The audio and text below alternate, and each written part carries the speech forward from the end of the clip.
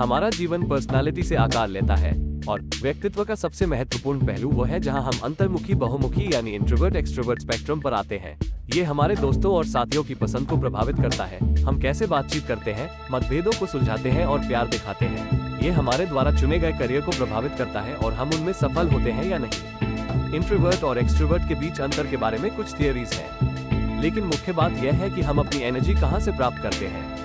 Introvert लोग अकेले समय बिताकर तरोताजा हो जाते हैं। वे लंबे समय तक लोगों, विशेषकर बड़ी भीड़ के आसपास रहने से अपनी ऊर्जा खो देते हैं। दूसरी ओर एक्सट्रोवर्ट अन्य लोगों से ऊर्जा प्राप्त करते हैं। जब वे अकेले बहुत अधिक समय बिताते हैं तो उन्हें लगता है कि उनकी ऊर्जा खत्म हो गई है। वे सोशल होकर रिचार्ज करते हैं।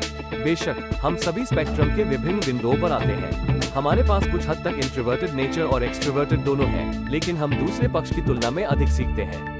साइकोलॉजिस्ट कार्ल जंग, जिन्होंने सबसे पहले इन शब्दों को लोकप्रिय बनाया, ने कहा कि प्योर इंट्रोवर्ट या प्योर एक्सट्रोवर्ट जैसी कोई चीज नहीं होती है। उन्होंने कहा कि यदि ऐसा कोई व्यक्ति रियल में है तो वो पक्का पागलखाने में होगा। पृथ्वी पर 1/3 से आधे लोग इंट्रोवर्ट हैं। यदि आप स्वयं इंट्रोवर्ट नहीं हैं, तो निश्चित रूप से आप किसी का पालन पोषण कर रहे हैं, किसी की चीजें मैनेज कर रहे हैं, किसी से शादी कर रहे हैं या किसी से दोस्ती।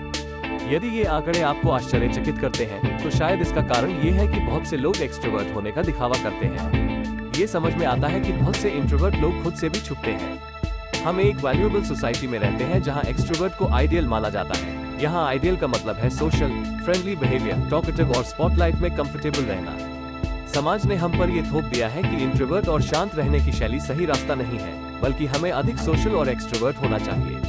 कई इंट्रोवर्ट लोग अपने आप में फिट होने के लिए अपने इंट्रोवर्ट क्वालिटीज को छिपाते हैं, लेकिन हम एक्सट्रोवर्ट विचार को बिना सोचे समझे अपनाने में भारी गलतियां करते हैं। हमारे कुछ महानतम विचार, कला और आविष्कार इंट्रोवर्ट लोगों से आए हैं जो अपनी आंतरिक दुनिया के साथ तालमेल बिठाना जानते थे। इंट्रोवर्ट लोगों के बिना दुनिया theory of gravity, Google, Harry Potter, theory of relativity आदि के बिना होती। यदि आप इंट्रोवर्ट हैं, तो आप ये भी जानते हैं कि शांति गहरी मानसिक पीड़ा का कारण बन सकता है।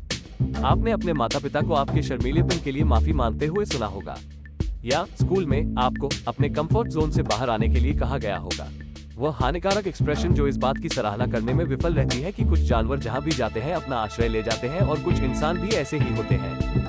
इसीलिए इंट्रोवर्ट लोगों को अक्सर यह एहसास होता है कि उनके साथ कुछ गड़बड़ है। लेकिन उन लोगों का वर्णन करने के लिए एक और शब्द है जो अपने दिमाग में इतना समय बिताते हैं, थिंकर्स। तो आइए देखें कि दोनों व्यक्तित्व लक्षणों के बीच क्या कुछ सामान्य अंतर है। इंट्रोवर्ट और एक्सट्रोवर्ट लोगों में बाहरी एनर्जी का स्तर अलग अलग होता है, जिसकी उन्हें अच्छी तरह से कार्य करने के लिए आवश्यकता होती है। इंट्रोवर्ट लोग कम उत्तेजना पसंद करते हैं क्योंकि वे करीबी दोस्तों के साथ पार्टी करते हैं, क्रॉसवर्ड पहेली सुलझाते हैं या किताबें पढ़ते हैं। एक्सट्रोवर्ट नए लोगों से मिलने, संगीत समारोहों में जाने और खेल खेलने जैसी गतिविधियों से मिलने वाले अतिरिक्त मजे का आनंद लेते हैं।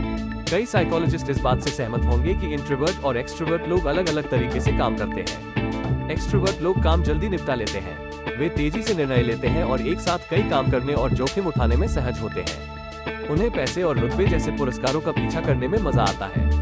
इंट्रोवर्ट लोग अक्सर अधिक धीरे और जानबूझकर काम करते हैं। वे एक समय में एक ही काम पर ध्यान केंद्रित करना पसंद करते हैं और उनमें कंसंट्रेशन की पावर होती है। हमारा व्यक्तित्व हमारी सामाजिक शैलियों को भी आकार देता है। एक्सट्रोवर्ट वे लोग हैं जो आपकी डिनर पार्टी में जान डाल देंगे और आपके चुटकुलों पर खुलकर हंसेंगे। वे दृढ़ निश्चयी, डोमिनेंट और संगति की अत्यधिक आवश्यकता वाले होते हैं। एक्सट्रोवर्ट लोग जोर से और अपने पैरों पर खड़े होकर सोचते हैं। वे सुनने के बजाय बात करना पसंद करते हैं। शायद ही कभी उनके पास शब्दों की कमी होती है और कभी कभी वे ऐसी बातें उगल देते हैं जो वे कभी भी नहीं कहना चाहते। वे संघर्ष के साथ सहज हैं, लेकिन अकेलेपन के साथ नहीं। इसके विपरीत इंट्रोवर्ट लोगों के पास मजबूत सोशल स्किल्स हो सकती है और वे पार्टियों और बिजनेस मीटिंग्स का आनंद लेते हैं, लेकिन कुछ समय बाद इच्छा होती है कि वे अपने पजामा में बैठकर हाथों में एक किताब लेकर घर पर होते। वे अपनी सामाजिक ऊर्जा करीबी दोस्तों, सहकर्मियों और परिवार को समर्पित करना पसंद करते हैं। वे बोलने से ज्यादा सुनते हैं और बोलने से पहले सोचते हैं। अक्सर ऐसा महसूस करते हैं कि बातचीत की तुलना में वे खुद को लिखित रूप में बेहतर ढंग से एक्सप्रेस कर सकते हैं। वे संघर्ष को नापसंद करते हैं और कई लोग छोटी छोटी बातों से घबराते हैं लेकिन गहरी चर्चा का आनंद भी लेते हैं। इंट्रोवर्ट लोग शर्मीले नहीं होते। शर्मीलापन, सोशल इनसिक्योरिटी या अपमान का डर है, जबकि इंट्रोवर्ट्स उन वातावरणों के लिए एक प्राथमिकता है जो अति उत्तेजक नहीं है।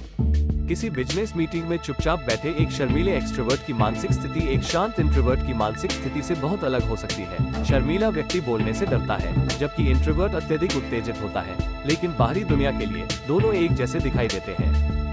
तो आप स्वयं को और अधिक कहाँ पाते हैं, इंट्रोवर्ट लोगों की ओर या एक्सट्रोवर्ट दल की ओर, या क्या आप में दोनों गुण समान रूप से हैं? यदि ऐसा है तो आप एक एम्बिवर्ट हो सकते हैं, स्पेक्ट्रम के ठीक बीच में, दोनों दुनियाओं के सर्वश्रेष्ठ को मिलाकर। नीचे कमेंट में मुझे बताएं कि आप कौन हैं। तो चाहे आप इंट्रोवर्ट हो या एक्सट्रोवर्ट, इससे कोई फर्क नहीं पड़ता। दोनों के अपने अपने फायदे हैं।